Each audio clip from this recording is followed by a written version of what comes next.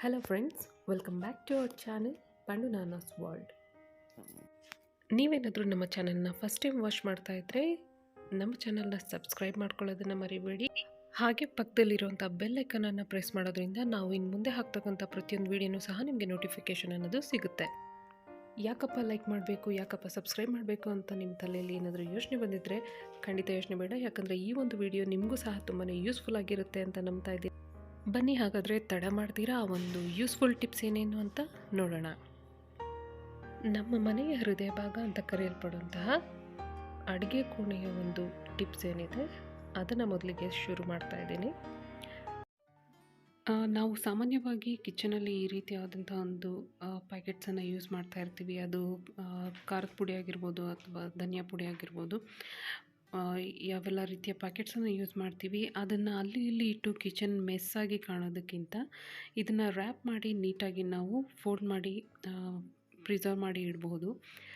ಯಾವ ರೀತಿಯಪ್ಪ ಅಂತಂದರೆ, ಇಲ್ಲಿ ನಾನು ವಿಡಿಯೋದಲ್ಲಿ ತೋರಿಸ್ತಾ ಇರೋ ಥರ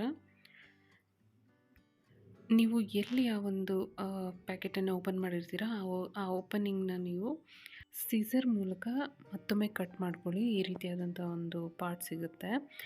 ಅದನ್ನು ನೀವು ಯಾವ ರೀತಿ ಯೂಸ್ ಮಾಡಬೇಕಂತ ನಾನು ಹೇಳ್ತೀನಿ. ಅದನ್ನು ಈ ರೀತಿ ಫೋಲ್ಡ್ ಮಾಡಿಕೊಂಡು ಪ್ಯಾಕೆಟ್ ಏನಿರುತ್ತೆ ಆ ಒಂದು ಕಂಪ್ಲೀಟ್ ಭಾಗವನ್ನು ಈ ರೀತಿ ಫೋಲ್ಡ್ ಮಾಡ್ತಾ ಹೋಗಿ ನೀಟಾಗಿ ಫೋಲ್ಡ್ ಮಾಡಿದ ನಂತರ ನಾವು ಮುಂಚೆ ಕಟ್ ಮಾಡಿದಂತಹ ಪೀಸ್ ಆಫ್ ಈ ಪ್ಯಾಕೆಟ್ ಏನಿತ್ತು ಅದನ್ನು ಈ ರೀತಿ ಸೇರಿಸಿ, ಇದು ಒಂದು ಪ್ಯಾಕೆಟ್ ಓಪನ್ ಆಗದಿರ ಹಿಡಿದಿಟ್ಟಿರುತ್ತೆ ಲೈಕ್ ಎ ಕ್ಯಾಪ್. ಸೊ ಈ ರೀತಿ ನೀವು ಇದನ್ನು ಒಂದು ಬಾಕ್ಸಲ್ಲಿ ಹಾಕಿಡೋದ್ರಿಂದ ಯಾವುದೇ ರೀತಿ ಡಸ್ಟ್ ಪಾರ್ಟಿಕಲ್ಸ್ ಆಗಲಿ ಅಥವಾ ಯಾವುದೇ ರೀತಿ ಕೀಟಾಣುಗಳಾಗಲಿ ಇದರಲ್ಲಿ ಸೇರುವಂಥ ಅವಕಾಶ ಇರೋದಿಲ್ಲ.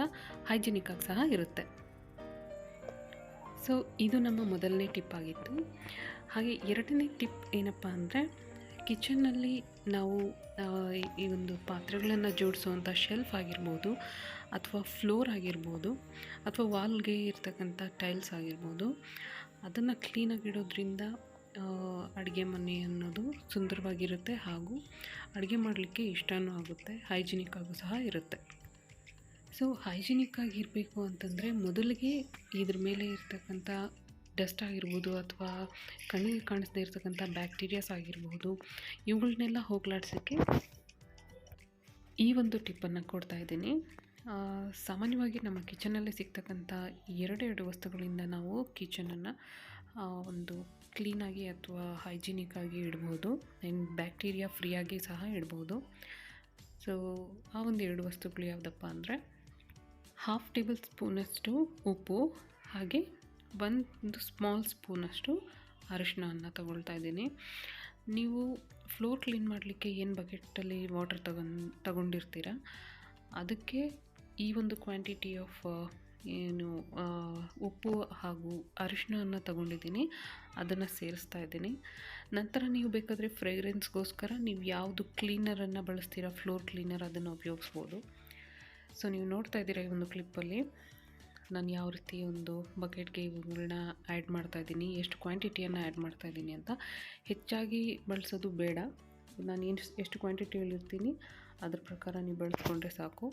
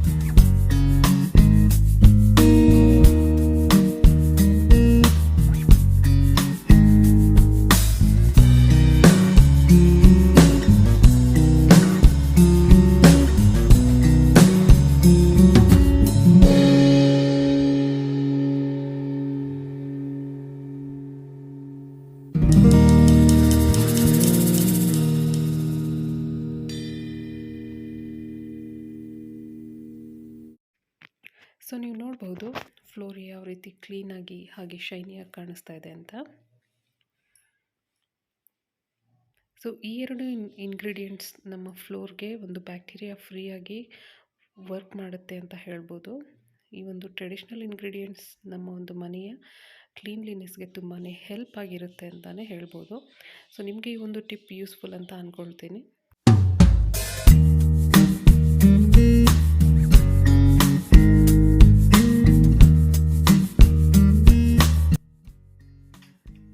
ನಾವು ಯೂಶಲಿ ಕಾಯಿಸ್ತಕ್ಕಂಥ ಹಾಲಿನ ಪಾತ್ರೆ ಏನಿದೆ, ಹಾಲು ಕಾಯಿಸಿದ ನಂತರ ಅದರಲ್ಲಿರ್ತಕ್ಕಂಥ ಕೆನೆ ಏನಿರುತ್ತೆ, ನಾವು ವಾಶ್ ಮಾಡಲಿಕ್ಕೆ ಹೋದಾಗ ಅದು ಸ್ಕ್ರಬ್ಬರಿಗೆಲ್ಲ ಅಂಟ್ಕೊಳ್ಳುತ್ತೆ.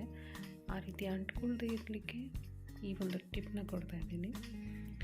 ಮನೆಯಲ್ಲಿ ಚಪಾತಿ ಮಾಡುವಂಥ ಹಿಟ್ಟಾಗ್ಬೋದು ಅಥವಾ ರಾಗಿ ಹಿಟ್ಟಾಗ್ಬೋದು, ಅದನ್ನು ಒಂದು ಸ್ವಲ್ಪ ಕ್ವಾಂಟಿಟಿಯಷ್ಟು ಪಾತ್ರೆಗೆ ಸಿಂಪಡಿಸಿ ನಂತರ ನೀವು ಸ್ಕ್ರಬ್ಬರಿಂದ ರಬ್ ಮಾಡಿ ಈಸಿಯಾಗಿ ಆ ಒಂದು ಕೆನೆ ಎಲ್ಲ ರಿಮೂವ್ ಆಗುತ್ತೆ. ಅದೇ ರೀತಿಯಾಗಿ ಸ್ಕ್ರಬ್ಬರ್ಗೆ ಅಂಟ್ಕೊಳ್ಳೋದಿಲ್ಲ.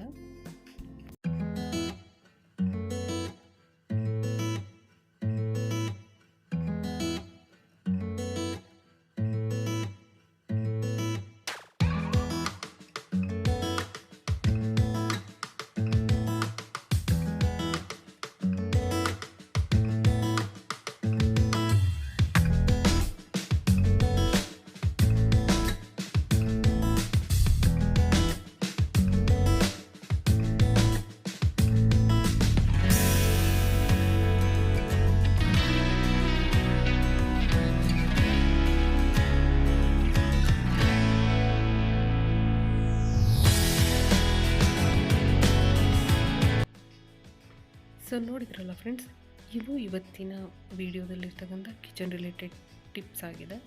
ಇವು ನಿಮಗೂ ಸಹ ಯೂಸ್ಫುಲ್ ಅನಿಸಿದರೆ ಈ ಒಂದು ವಿಡಿಯೋನ ಲೈಕ್ ಮಾಡಿ, ಶೇರ್ ಮಾಡಿ ಹಾಗೂ ಸಬ್ಸ್ಕ್ರೈಬ್ ಮಾಡಿ. ಧನ್ಯವಾದಗಳು.